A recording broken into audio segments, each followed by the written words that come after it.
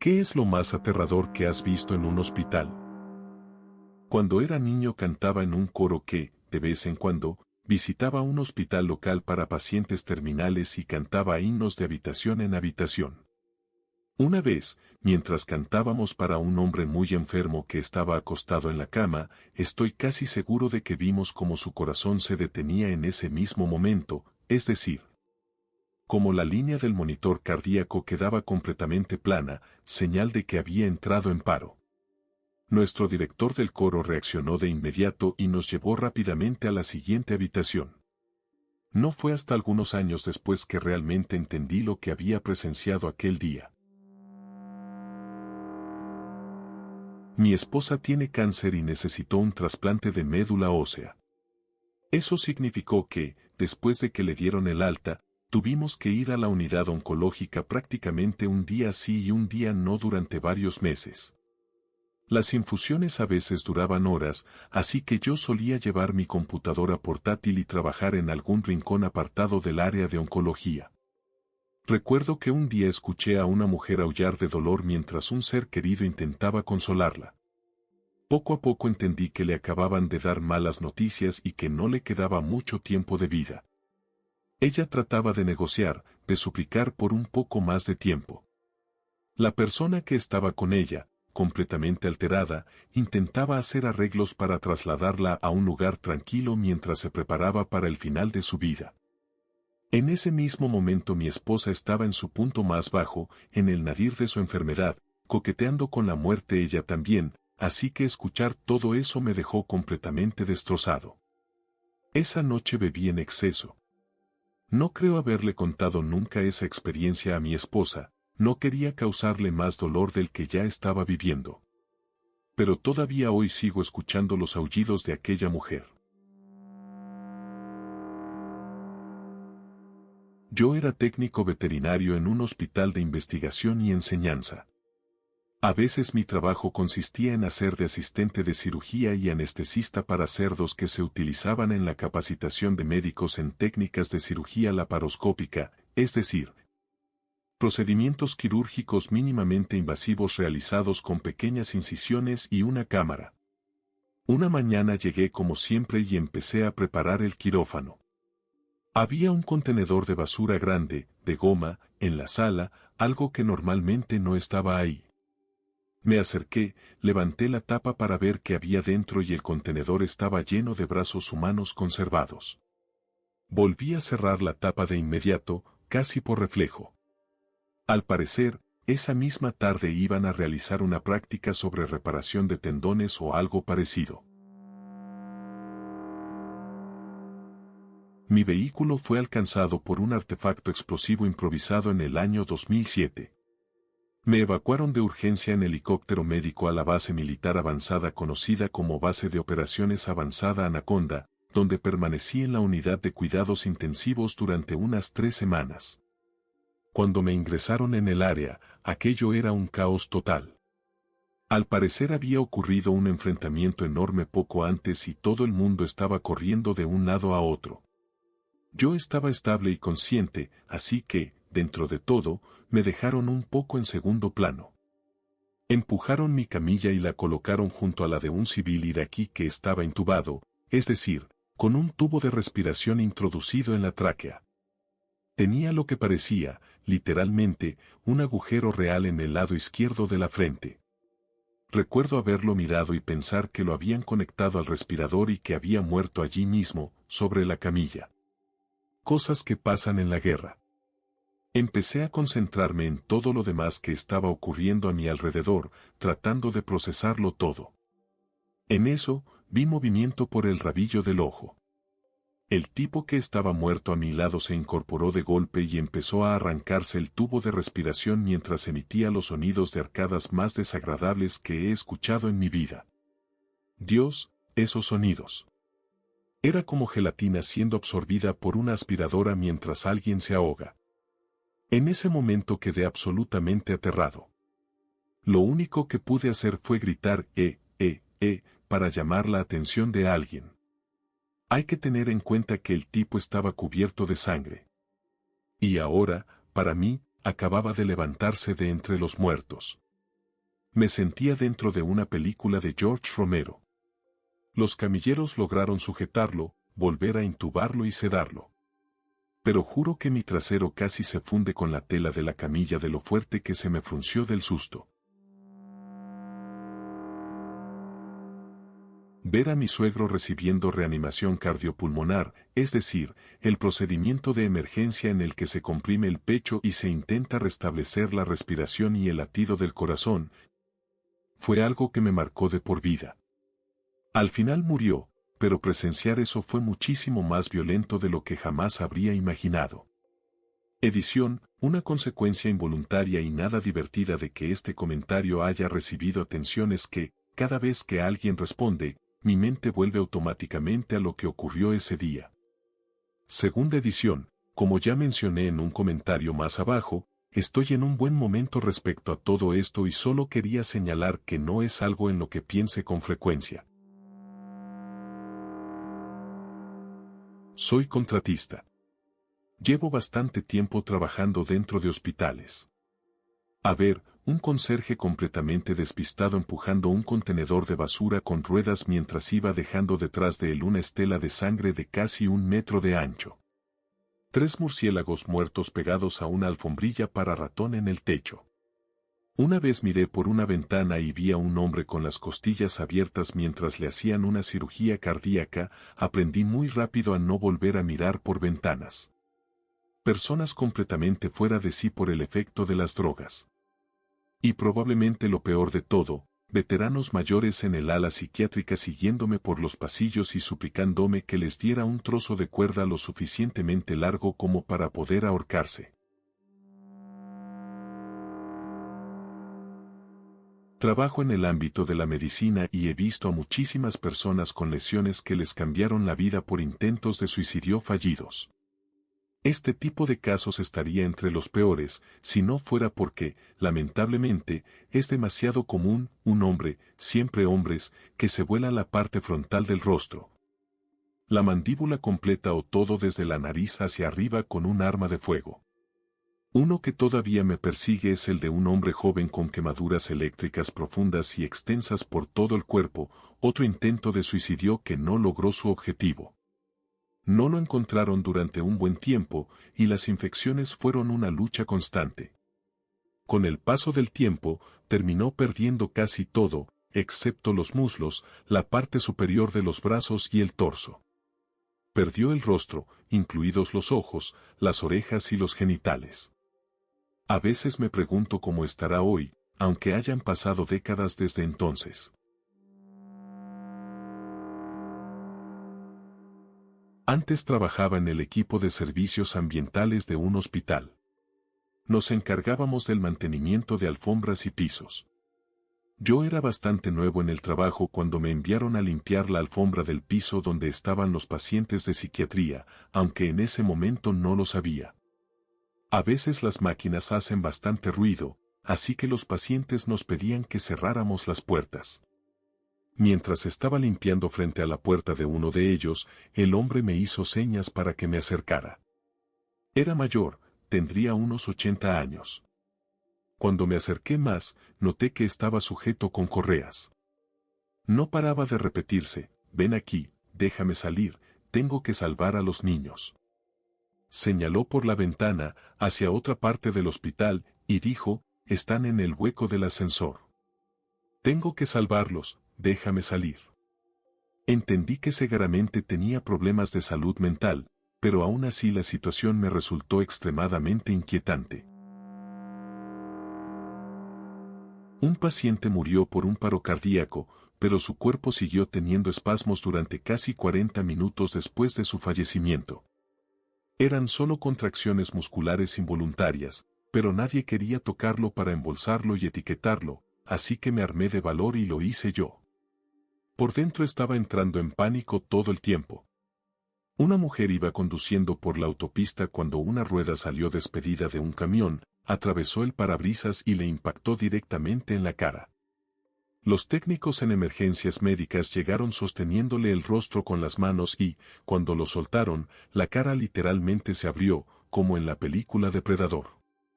Un hombre fue ingresado ya sin signos vitales tras un tiroteo. Me tocó embolsar el cuerpo y documentar sus pertenencias. Sacudí su camisa y sus pantalones y cayeron fragmentos de bala. Fue surrealista mirar alternativamente esos pedazos diminutos de metal en mis manos y el cuerpo enorme del hombre muerto en la camilla, abatido por algo tan pequeño. En el año 2020, durante la saturación de las morgues, nos tocó trasladar cuerpos desde las que estaban completamente llenas a otras con algo de espacio. Apilamos 4 bolsas mortuorias una encima de otra en la parte trasera de la ambulancia y condujimos en silencio durante casi 1 hora hasta llegar al nuevo destino. Estuve aterrorizado todo el trayecto, con el miedo constante de que una de esas bolsas se incorporara de repente. Todavía me revuelve el estómago pensarlo. También en 2020, vi como alguien volcó accidentalmente una camilla al sacar un cuerpo de una morgue móvil. Enganchó mal una esquina, el cuerpo no estaba sujeto y rodó varias veces por la calle.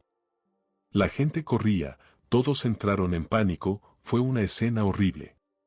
Del otro lado del camión de la morgue pasaba un pequeño carro alegórico con música a todo volumen, celebrando a los héroes de la salud, completamente ajenos a lo que estaba ocurriendo a pocos metros. Ese contraste tan brutal me hizo vomitar. Fue el hospital en sí. Cuando trabajaba como mensajero médico, daba servicio a todos los hospitales del área de la Bahía de San Francisco. Había uno en particular del que tenía que recoger material que era sucio. Y no me refiero a un par de envoltorios tirados en el suelo. Las ventanas no se limpiaban. Había moscas muertas en los alféizares. Los pisos estaban sin lavar. Todo olía a falta de limpieza, con un leve pero inconfundible olor a materia orgánica en descomposición. Y ni siquiera era un hospital público sin fondos, era un hospital privado, y era asqueroso. Lo cerraron unos 4 meses después de la primera vez que lo vi, algo que no me sorprendió en absoluto. Ahora, cada vez que pienso en el infierno, pienso en ese hospital. Trabajaba en cirugía y estaba de guardia durante un turno de 24 horas. Después de la última operación tuve que volver al quirófano porque había dejado allí las llaves de mi habitación de guardia. No había nadie y todas las luces estaban apagadas. Eran alrededor de la 1 de la madrugada y tuve que caminar un poco, en la oscuridad, por un pasillo muy largo y completamente recto para llegar al interruptor de la luz. Antes de encenderla, creí ver la silueta de una persona en la oscuridad. Pero pensé, no, me lo estoy imaginando. ¿Verdad? Mierda, definitivamente había algo moviéndose. Me lancé hacia el interruptor, encendí la luz y me preparé para salir corriendo. La persona que de alguna manera había entrado allí y estaba a unos 15 metros de mí resultó ser un paciente que caminaba de forma extraña. Al final se supo que un paciente con demencia se había levantado y había logrado llegar hasta el área de quirófanos. Eso me dio un susto tremendo y todavía, de vez en cuando, sigo pensando en ese momento. Antes, como enfermeros, llevábamos unos monitores que aparecían en una pantalla central en el puesto de enfermería y mostraban en qué habitación estábamos.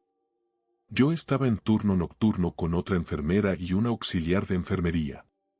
De repente, el monitor mostró a 4 personas desconocidas dentro de la habitación de una paciente.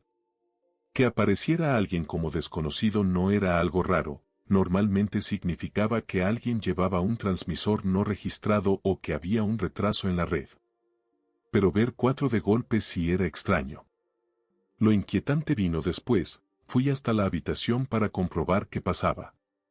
La paciente que estaba dentro no se movía.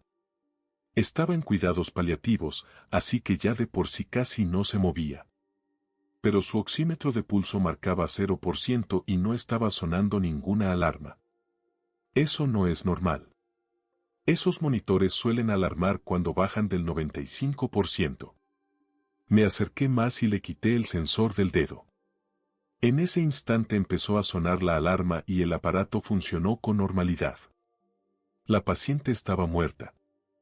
Salí de la habitación y la otra enfermera estaba temblando. Me dijo que, en el momento en que yo entré a la habitación, aparecieron 4 desconocidos más en la pantalla y que, en cuanto el monitor empezó a sonar, todos desaparecieron. Otra noche tuvimos un paciente fallecido. Me tocó bajar por la puerta trasera, cerca de la morgue, para dejar entrar al funerario. Este tipo medía fácilmente más de 2 metros. Llevaba una capa de piel, como si fuera Jon Snow o algo así. Todo el tiempo que lo acompañé hasta el cuerpo estuvo murmurando para sí mismo. Le ayudamos a asegurar el cuerpo a la camilla y lo acompañé de vuelta hacia abajo. Mientras seguía hablando, miré de reojo y vi que estaba acariciando el rostro del cadáver a través de la bolsa mortuoria. Me di cuenta de que había estado teniendo una conversación con esa persona todo el tiempo, incluso antes de ver el cuerpo, ya venía hablándole desde que entramos.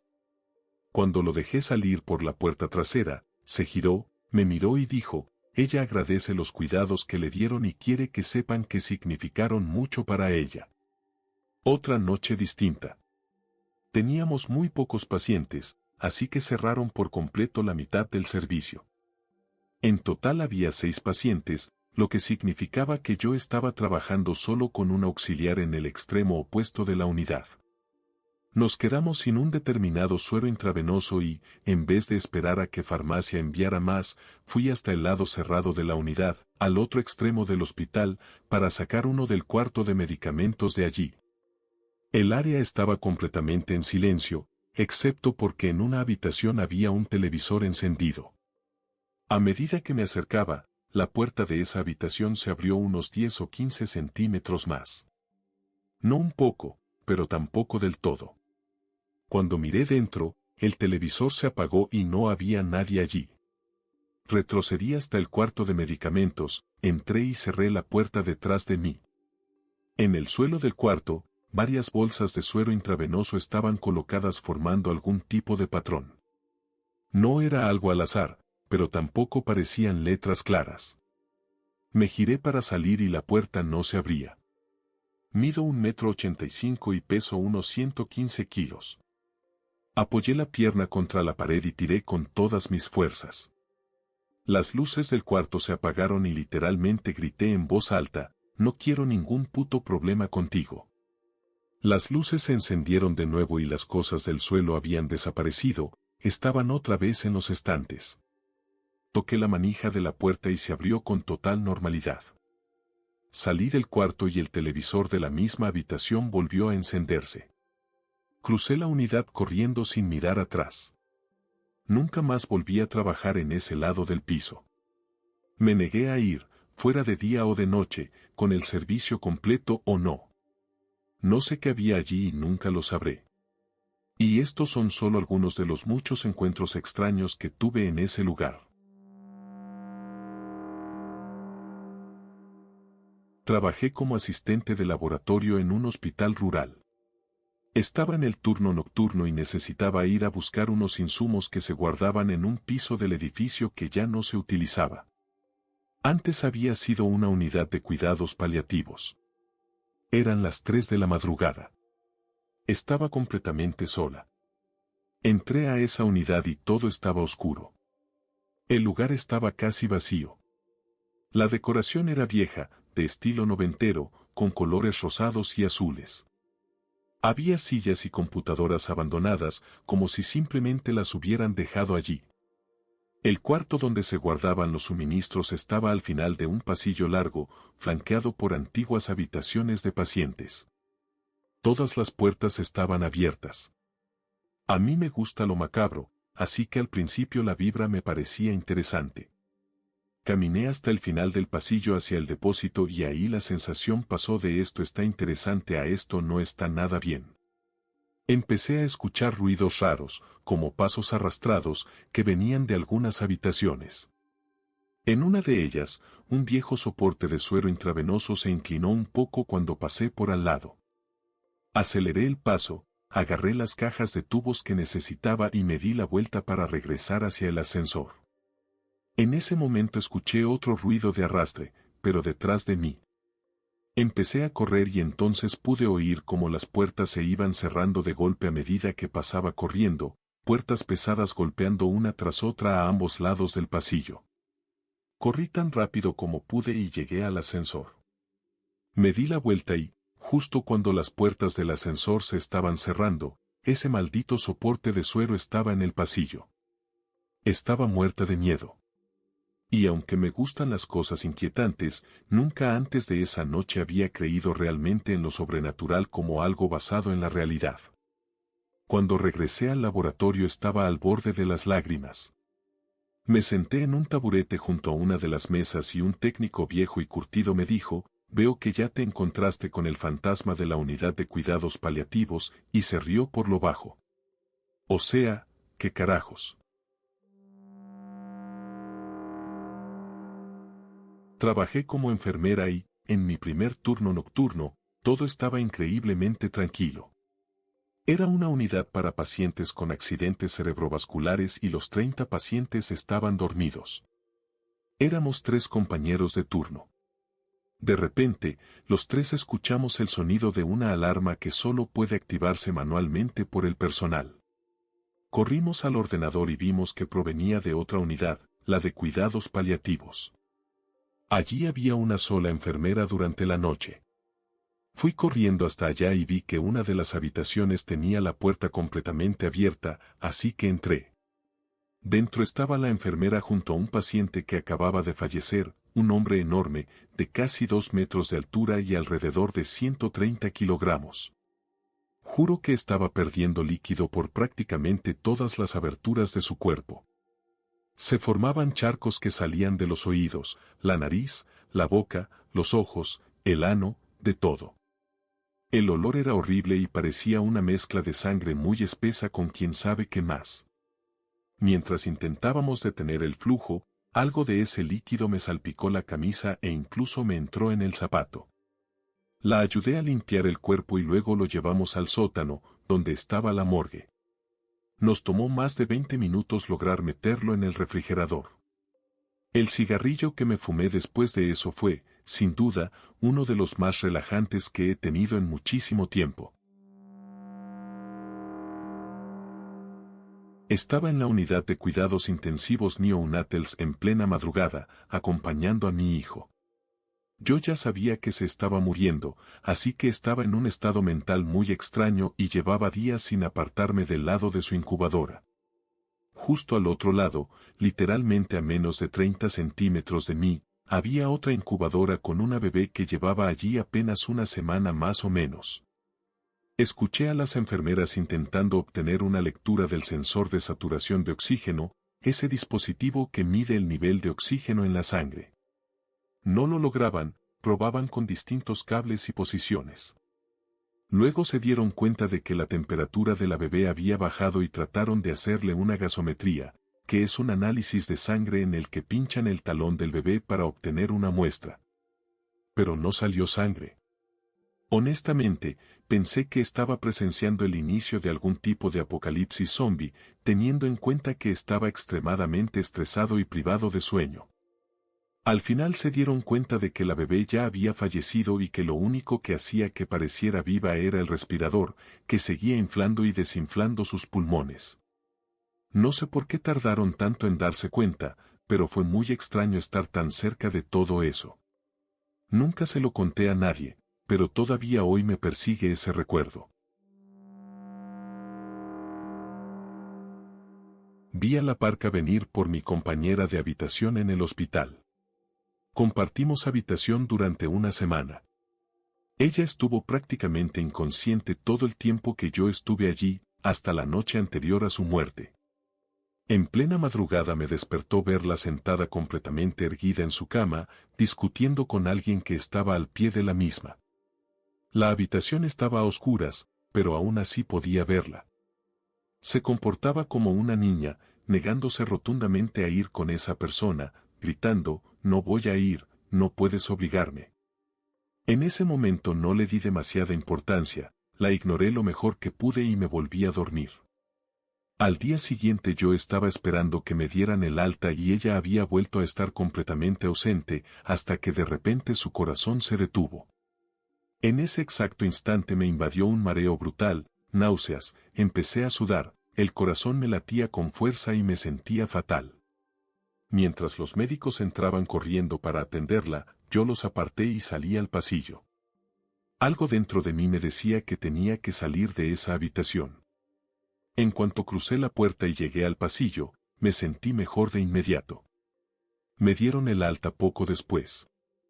Días más tarde vi su esquela en el periódico y fue entonces cuando caí en la cuenta de algo que me heló la sangre. Aquella noche no estaba hablando con una enfermera, estaba hablando con algo, o alguien, que venía por ella.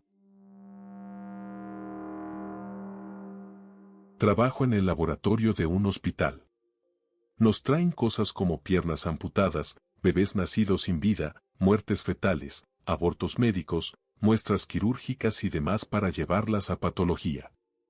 Hay dos casos que se me quedaron grabados. Uno fue un balde con 2 pies dentro. Tuvimos que abrirlo y revisarlos. No dejaba de pensar se ven tan reales, y al mismo tiempo tenía que recordarme que lo eran de verdad. Uno se veía a su lado, claramente muerto, y el otro tenía un aspecto completamente normal. Otro fue un frasco transparente de muestras, de los que normalmente usamos para orina, infecciones por Clostridioides difficile, una bacteria intestinal que provoca diarrea grave, pólipos o cálculos. Lo levanté para ver qué era y dentro había un feto completamente formado, de unas 10 semanas más o menos.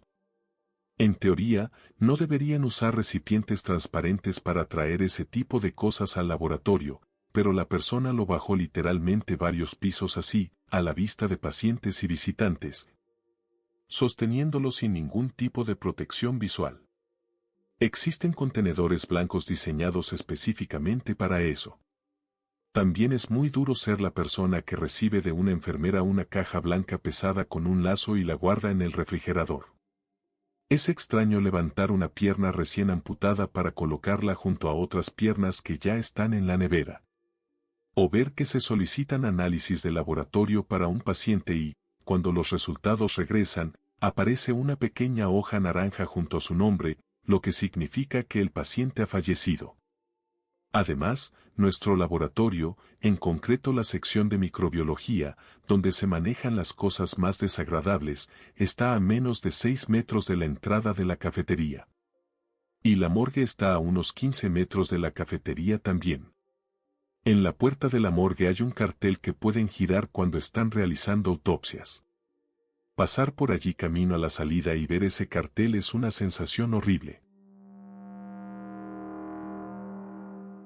Trabajé como fotógrafa de recién nacidos en la unidad de parto y maternidad de un hospital durante un par de años, a finales de la década del 2000. Mi trabajo consistía en ir habitación por habitación preguntando a los padres si querían que tomara las primeras fotos de su bebé. Ofrecerles una copia gratuita de 20 por 25 centímetros y explicarles las opciones de compra. Disfrutaba mi trabajo hasta la noche en que la jefa de enfermería me llamó y me preguntó si podía hacer una sesión de duelo. Me preparé mentalmente y fui al hospital, tratando de armarme de valor. Al llegar, ella me dijo, solo yo puedo tocar al bebé. Tú dime qué hacer. La lividez casi se ha establecido, pero intentaré moverla lo necesario. La bebé está en una cuna térmica para retrasar el rigor mortis lo más posible. Nada de charla. Entramos y salimos rápido. Te llamaré cuando estemos listos. Fue la cosa más horrible que he visto en mi vida. Y no por la bebé. Ella era un ángel perfecto, vestida de blanco, con cabello dorado y una piel tan azul que rozaba el morado. Nunca había respirado. Nació a término, pero simplemente nunca estuvo aquí. Sus padres, con los ojos llenos de lágrimas, tampoco hacían ningún sonido. No había sollozos ni palabras. Solo él sosteniéndola, mientras ambos me observaban tomar una serie de fotos de su hija. Me concentré en las manos diminutas, en los pies pequeños, tomé fotos de cuerpo entero y primeros planos, y simplemente hice mi trabajo. Todo terminó en cuestión de minutos. Les dije que las fotos estarían disponibles en unos días, que le daría la información a la enfermera para que se las hiciera llegar, y me acompañaron fuera de la habitación. En el pasillo me preguntaron si estaba bien y respondí, es un honor poder brindar este servicio a la familia. Voy a estar bien. Se compartieron condolencias y creo que alguien me dijo que había hecho un buen trabajo. Volví a mi pequeña oficina y subí las imágenes al sistema, asegurándome de editarlas correctamente. Fue entonces cuando el tono de su piel moteada realmente me golpeó, mientras intentaba corregir el color para acercarlo al de un bebé con vida. Me di cuenta de que la ausencia total de sonido, salvo el clic de mi cámara y las palabras susurradas entre la enfermera y yo, era lo más terrible de todo. La tristeza y la desesperación lo silenciaban todo. Terminé rápidamente la edición, envié la información del paquete de duelo e imprimí la hoja de detalles para la familia. Se la entregué a la enfermera y me fui. En el coche, de camino a casa esa noche, lloré. Dejé salir la agonía de una madre que nunca escucharía el llanto de su hija, de un padre que sostuvo a una bebé fría en lugar de una caliente. Esa noche abracé a mi hija de 1 año y medio con una fuerza enorme y lloré con mi esposo, hablándole de lo horrible que me sentía y, al mismo tiempo, del honor que había significado. No duré ni un mes más en ese trabajo. Encontré otra cosa que hacer, algo que no implicara el riesgo de volver a presenciar una escena así. Admiro profundamente a las enfermeras, porque tienen que ser increíblemente fuertes para enfrentarse a un nivel de injusticia como ese. Solía trabajar en un hospital muy antiguo. Lo estaban cerrando porque una empresa más grande había comprado toda la red. Nos dijeron que permanecería abierto un año más mientras trasladaban al personal y reorganizaban todo, pero durante ese proceso iban cerrando alas completas del edificio. Esos espacios se convertían en zonas de almacenamiento, áreas vacías o, a veces, pequeñas salas de descanso. Lo más extraño siempre ocurría en uno de los pisos donde guardaban las camas.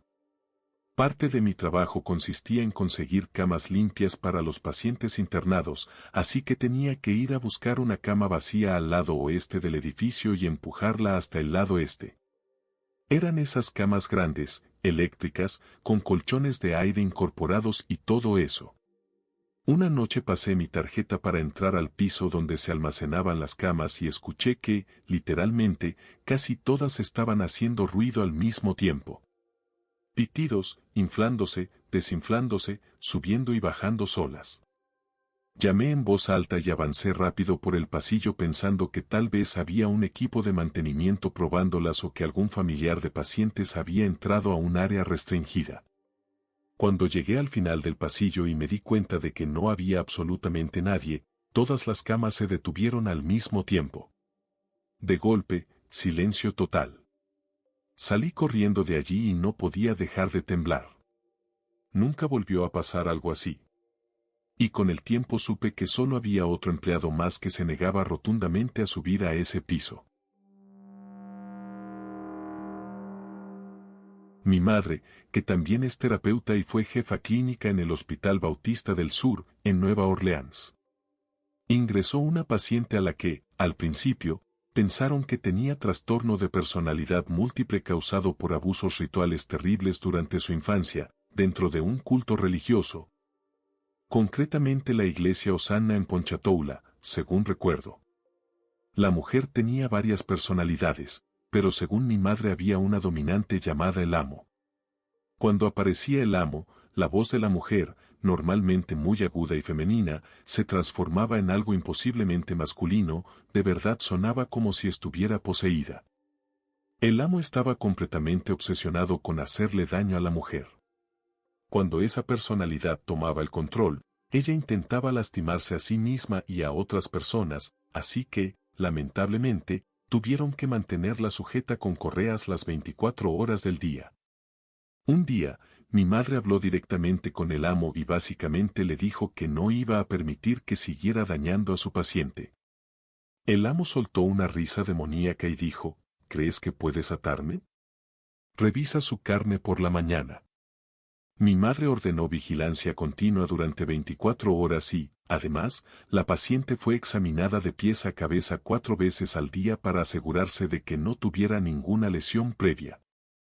A la mañana siguiente, la pobre mujer estaba llorando de dolor. El camillero fue a girarla para revisar su espalda y descubrió que estaba empapada en sangre. Le quitaron la bata y parecía como si la hubieran apuñalado cientos de veces con un picayelo. Era absolutamente imposible, y aún así había ocurrido. Mi madre la evaluó durante casi un mes y el psiquiatra le administró prácticamente todos los medicamentos posibles, pero nada funcionaba. Sin ideas y desesperada, esto fue en los años 80, una época bastante salvaje en lo metafísico, finalmente llamó a su mejor amiga, que era ministra ordenada. Aunque los exorcismos no forman parte de las creencias bautistas, ella la vio una sola vez y estuvo de acuerdo en que era necesario. Entonces llamó a su amigo, un sacerdote católico, y tuvieron que hacerlo entrar a escondidas, sin su alzacuello. Era un hospital bautista del sur, y si alguien se enteraba de que habían pedido ayuda a un católico, a mi madre la habrían destruido profesionalmente. Juntos realizaron un exorcismo que duró 2 días completos, al que mi madre asistió y ayudó como una especie de guía espiritual. La paciente entraba y salía de la conciencia, parecía humear y quemarse cuando le arrojaban agua bendita, y en algunos momentos se volvía increíblemente fuerte. Tan fuerte, de hecho, que rompió las correas y se fracturó un brazo al hacerlo, y llegó a lanzar al pobre sacerdote al otro lado de la habitación. Mi madre sostuvo la mano de esta mujer durante 2 días y 2 noches sin irse ni un momento de la habitación. Dijo que fue la noche más oscura del alma que había presenciado en toda su vida. Al final, cuando parecía que ya no quedaba esperanza, mi madre le leyó mi ejemplar de Peter Pan y le pidió que pensara con todas sus fuerzas en un pensamiento feliz, en un lugar al que pudiera ir y estar a salvo. La mujer pensó durante horas y, de repente, estalló en carcajadas, visiblemente más ligera. Dijo, la vez que mi mamá fue a pegarme, pero se resbaló en un charco de orina de perro en el suelo y cayó de cara en él. La mujer explicó que por primera vez sintió esperanza, que realmente existía un Dios y que él castigaría a quienes le habían hecho daño y evitaría que volvieran a dañar a otros. Mi madre le dijo que imaginara humillar al amo de esa misma manera, imaginarlo tan bajo, más bajo que la criatura más despreciable, tan insignificante que ya no pudiera existir. La mujer cerró los ojos y de repente gritó, ya no tienes poder sobre mí, no soy una niña pequeña y ya no puedes hacerme daño. En ese instante quedó completamente inerte y durmió durante 3 días seguidos. Cuando despertó, estaba completamente bien. Extremadamente inteligente, ingeniosa, riendo y comiendo todo lo que veía. Se fue a casa una semana después y, 2 años más tarde, mi madre recibió una invitación a su boda. Todavía no puedo explicar esa historia. Podría pensar que es mentira, pero la ministra que estuvo allí era mi madrina, y juró por Jesús y por la Biblia que cada palabra era verdad. Mi abuelo, en realidad. Cuando mi mamá todavía estaba soltera, una noche nos quedamos despiertos hasta tarde viendo una película y recibió una llamada diciendo que el abuelo se había descontrolado. Estaba en el hospital recuperándose de un procedimiento médico y, al parecer, las enfermeras ya no podían manejar la situación. Mi mamá no quiso dejarme solo en casa, así que fuimos juntos al hospital. Cuando llegamos, el abuelo estaba afuera, en el jardín, peleándose con un grupo de enfermeras. Tenía la bata rota, un tubo intravenoso colgándole del brazo, estaba sangrando por varios lados y gritaba sobre unos pequeños duendes, o niños, como él los llamaba, que le estaban orinando encima en su habitación. Delante de nosotros le lanzó un puñetazo brutal a una enfermera y luego salió corriendo. Al parecer, la dosis de analgésicos que le dieron fue demasiado para él y estaba completamente disociado. Volvió a entrar al hospital, se arrancó la bata y salió corriendo desnudo por el pasillo diciendo que iba a encontrar al hijo de puta que le robó la gelatina, que había amenazado de muerte y que además le había coqueteado a su esposa. Así que ahora había un anciano completamente desnudo, con traumas de guerra, convertido en una especie de berserker fuera de control dentro del hospital. Mi mamá me hizo sentarme en el vestíbulo con mi Game Boy y con la recepcionista, una señora mayor muy dulce a la que le encantaban los niños y siempre tenía ositos de goma. Mientras ella iba con las enfermeras y los médicos a intentar calmarlo. Durante unos 10 minutos, lo único que se escuchaba eran amenazas, insultos, golpes contra el equipo del hospital y el tintinear de las llaves mientras seguridad intentaba reducirlo. La parte más inquietante fue cuando, en un momento, solo se oyó que gritó «Aléjate de mí, cabrón», y después todo quedó en silencio, seguido de un fuerte plof cuando cayó al suelo. Supongo que finalmente un médico logró sedarlo y quedó inconsciente, porque después escuché cómo lo arrastraban de vuelta a su habitación. Yo pensé que lo habían matado. Lo curioso es que al día siguiente estaba feliz como si nada. Describía con todo detalle que había estado alucinando y viendo a unos pequeños niños en el techo orinándole encima, pero no recordaba en absoluto el alboroto que había armado ni el infierno que desató. Simplemente estaba allí, comiéndose su gelatina y mirando la televisión. Mi mamá dijo que en realidad nadie había hecho nada mal, la dosis de los medicamentos era normal, pero combinada con sus problemas de salud mental resultó ser una mezcla terrible, y él nunca había hablado de esos problemas. Eso sí, cuando se enteró de que yo había estado presente durante todo el episodio, estaba completamente avergonzado y se disculpó una y otra vez. Pero yo tenía como 8 años y no sabía muy bien qué pensar de todo eso. Eso sí, pobre enfermera. Mi abuelo no era un tipo pequeño en absoluto, y el golpe que le dio fue realmente fuerte.